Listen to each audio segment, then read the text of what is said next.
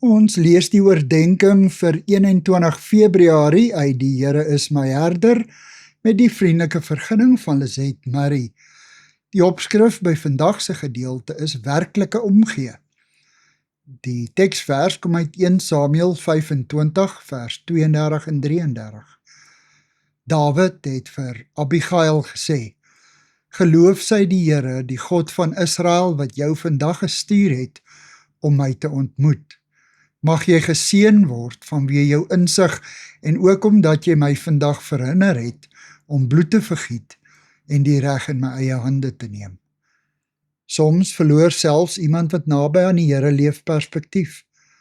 Dan is dit nodig dat 'n vriend hom net liggies aanpraat en help hom op koers te bly.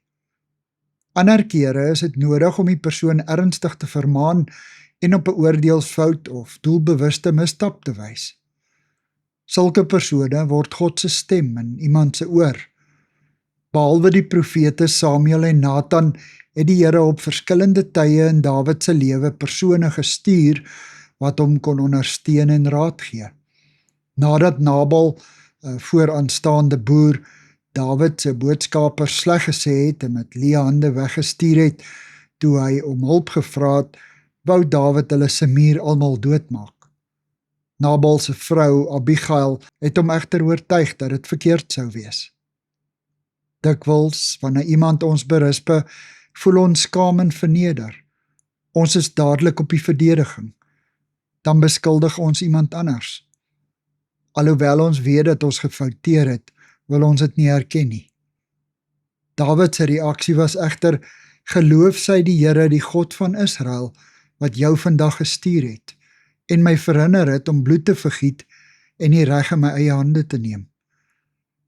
Deurdat Dawid sy fout erken het, het hy mense se goedgesindheid en respek gewen.